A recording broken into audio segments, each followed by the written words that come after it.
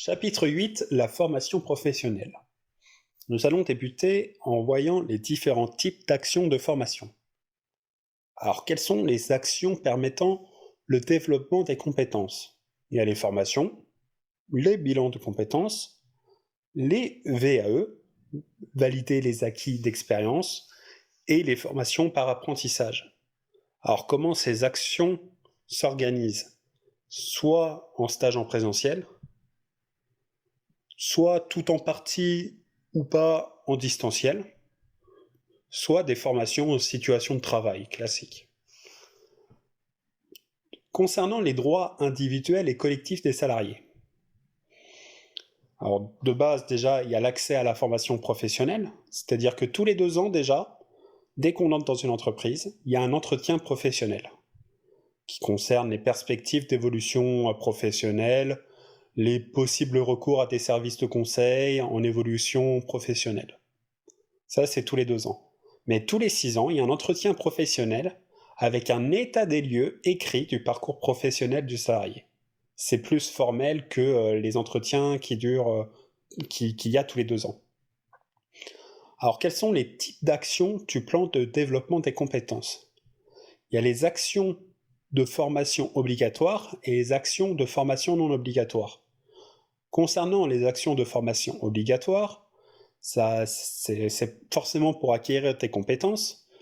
L'accord du salarié n'est pas obligatoire, c'est-à-dire que si le salarié refuse, c'est une raison de licenciement, et le salarié, dans ce cas-là, garde sa rémunération et sa protection sociale et ses droits à congés payés durant ses actions de formation. Pour les actions de formation non obligatoires, qui servent également à acquérir des compétences, il faut l'accord du salarié. Et il faut savoir que ça peut se dérouler pendant ou hors le temps du travail, en sachant que ces actions-là, qui ne sont pas obligatoires, sont max de 2% du temps. Et si ces actions non obligatoires de formation ont lieu pendant le temps de travail, c'est considéré comme du travail effectif. Il y a aussi l'élaboration du plan de développement des compétences. Alors ça, c'est quoi? Déjà, c'est réalisé par le chef d'entreprise. Il y a la communication des documents au CSE. Le CSE y rend un avis. Et si son avis sur ce plan de développement des compétences est défavorable, l'inspecteur du travail procède à un contrôle. Alors, quelle est l'issue de la formation du plan de développement des compétences qui est mis en œuvre par l'employeur? Alors déjà, il y a une attestation au salarié. Et s'il y a une formation pour le développement des compétences, il y a un changement de qualification et, bien évidemment, une augmentation de la rémunération qui va avec. Nous allons parler maintenant du compte individuel de formation. On peut aussi l'appeler le PTP. Alors ça, c'est destiné à changer de métier. Alors, ça nécessite néanmoins une ancienneté de 12 mois. Bon, on dit ça, mais il n'y a pas besoin pour tout ce qui est travailleurs handicapés, pour tous ceux qui sont licenciés pour raisons économiques, ou ceux qui sont inaptes. Alors il faut, quand on est salarié et qu'on veut faire ça, il faut envoyer une LRAR à l'employeur. Et si le stage est inférieur à 6 mois, il faut l'envoyer 60 jours avant, mais si ce stage est supérieur à 6 mois, il faut l'envoyer 120 jours avant.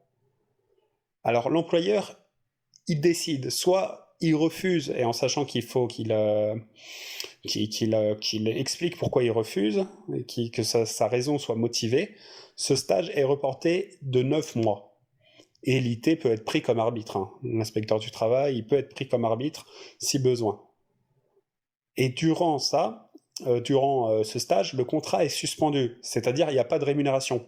Mais c'est pris en charge par la FONGECIF, qui permet de payer le salaire limite à 100% durant ce stage de réorientation.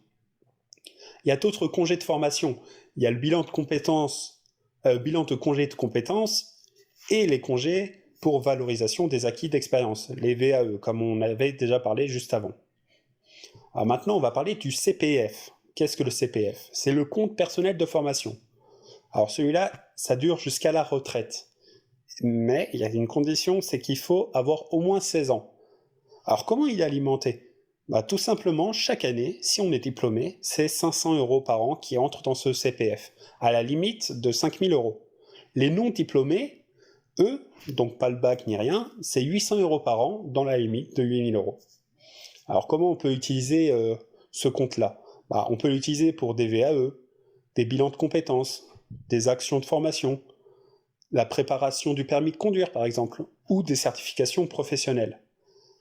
Il faut néanmoins avoir l'accord obligatoire de l'employeur si c'est durant le temps de travail, parce que forcément ça sera considéré comme du temps effectif si c'est durant le temps de travail. Il y a également quelque chose qu'on n'a pas encore parlé, mais le compte personnel d'activité.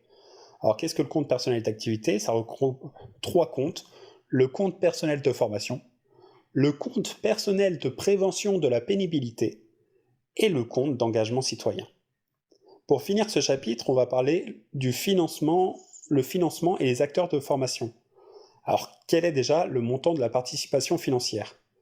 Si un employeur a moins de 11 salariés, il devra payer une participation de 0,55% de la masse salariale.